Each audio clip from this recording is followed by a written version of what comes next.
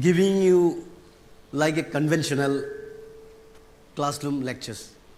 Rather, as informed by the organizers, to speak on something that can motivate the youths, the students community. So in that tune, I have come to share some of the experiences which I have gathered while working as a government servant at various capacities, various places within Tripura. Okay? So my lectures, I hope, is little bit of interactions. I hope it doesn't draw you to sleep. You won't become sleepy. That's the reason why I want to interact with you at certain point during the course of the discourse.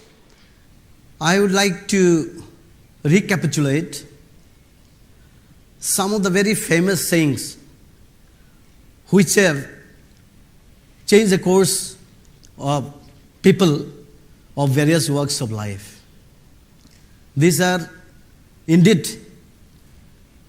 very, very captivating and very, very consuming in one's discourse of life. Friends, what consumes your mind? What consumes your mind? What consumes your mind defines your course of life. What consumes your mind, not what your mind consumes and defines your life. Your mind consumes every day thousands of things, and you change your mind thousands a day. It doesn't have much impact on you. But when I say your mind is consumed, yes, that creates something different in the discourse of life of various people at various times and at all times. What consumes your mind? What consumes your mind defines your course of life. Can anybody of you, do you agree or disagree? Which one you disagree or which one you agree? What consumes your mind defines your course of life. Or the other way, what your mind consumes defines discourse of your life, the course of your life. Which one do you believe is more impactful, or which can U-turn the course of life? Can anybody? Let us interact. Let us interact. Yes, Kannaji? Okay. Anyway, I will say that what consumes your mind? What consumes your mind? Change the course of your life. Yes, indeed. Why I tell you?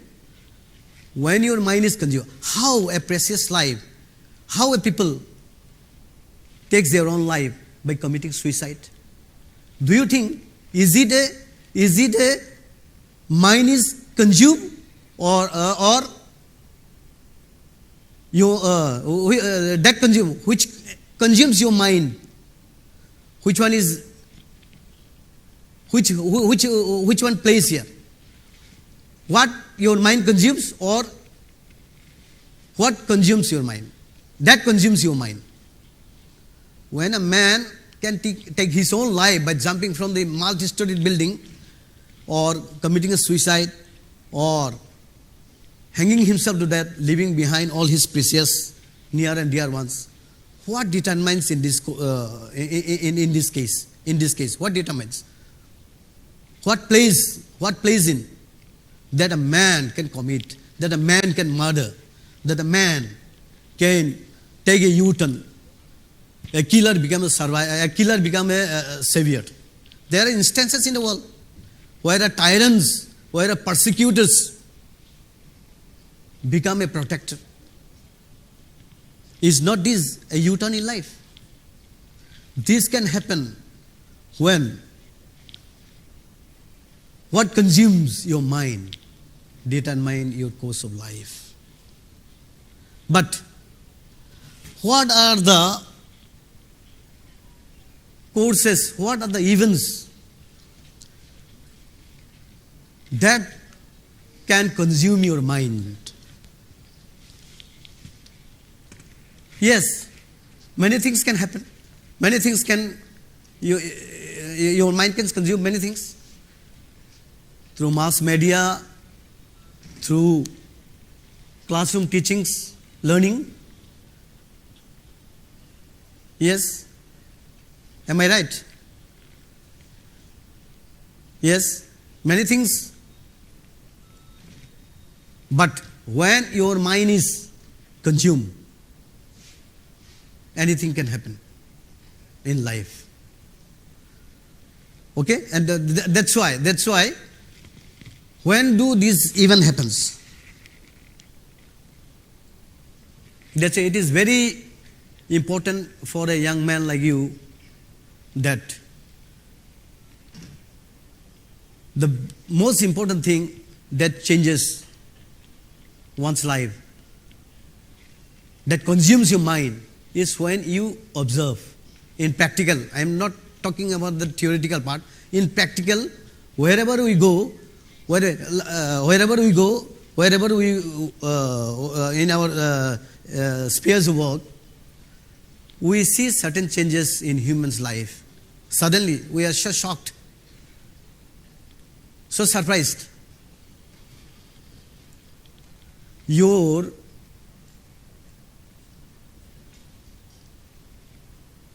mind should not consume something.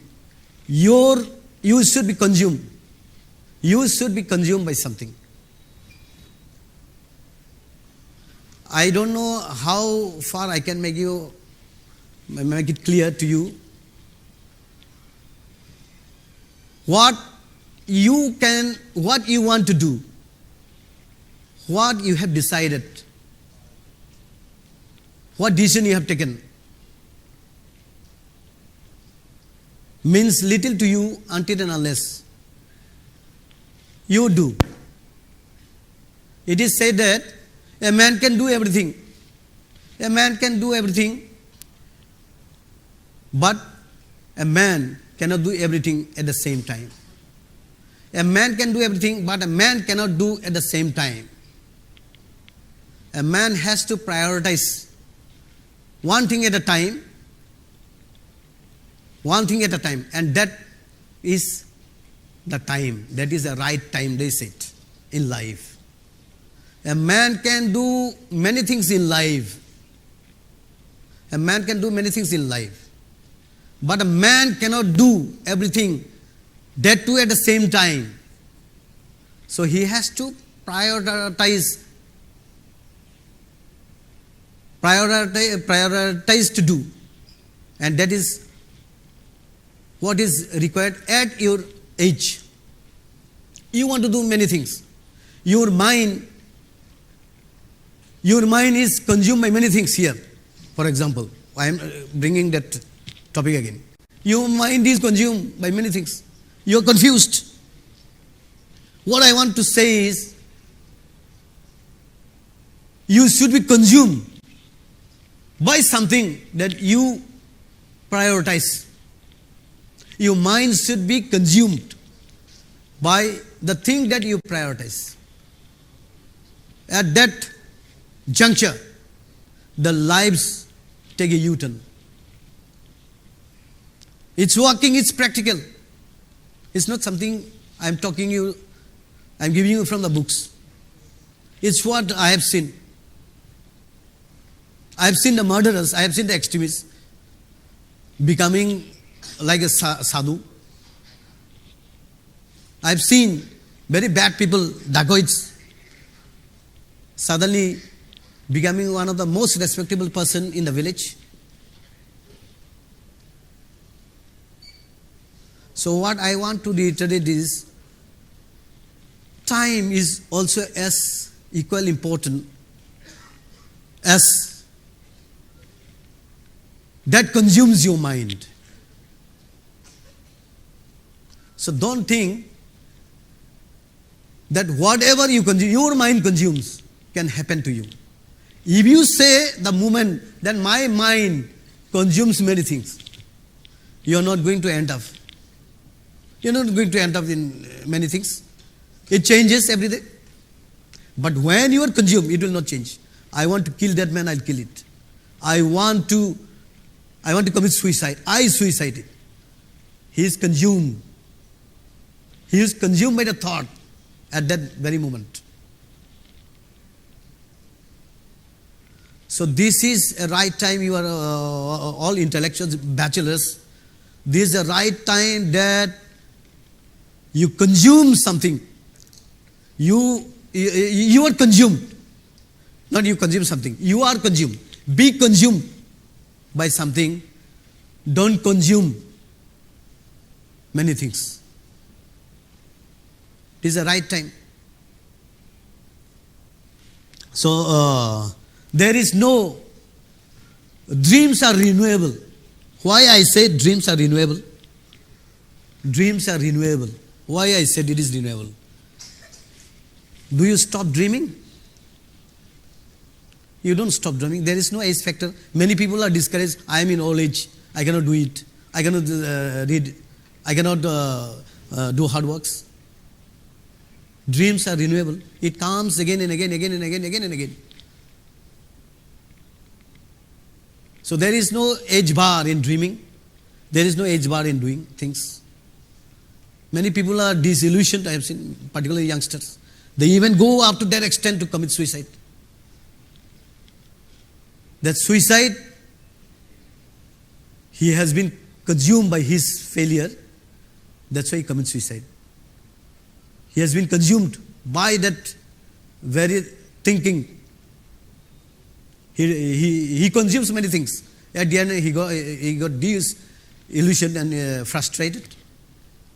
So he is consumed by that very thought of ending his own life. So friends, you all are bachelors here, highly educated.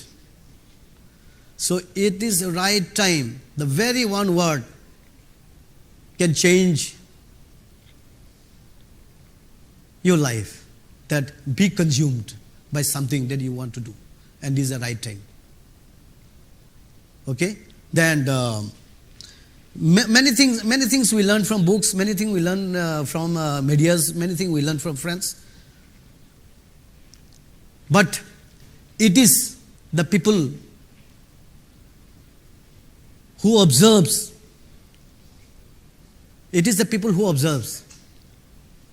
They succeed more than people who are careless in observation. You know, there are various types of observers. We as a government officers, we also become observers, election officers, observers. Today, excuse me, today I am not going to talk on a specific topic. It is just general topic which I have come across with youths. That's why I am sharing some thoughts, recapitulating that thoughts which I have learned during the course of these long years of 23 years of service, and also during my youthful days when I am outside of the state, interacted with many like you, like this, with industrialists, with judges, with so many people during the course of my life, student and also service career. So there are various type of observers. People like, for example, if you are a businessman, you should be a prospective observers. What do you understand by prospective observers? Can any one of you please? What do you mean by prospective observers? There are so many observers. There are curious observers. There are passionate observers. There are curious observers. The scientists are very curious. The people who are doing thesis, the people who are experimenting it, analyzing it, they are very curious. Anything that they see, they are very curious. They go, it's metabolism, it's metamorphosis. They touch every topic of that interests them. From his genes, cells, metabolism, metamorphosis, everything they touch. These are curious, these are scientists. What is this passionate?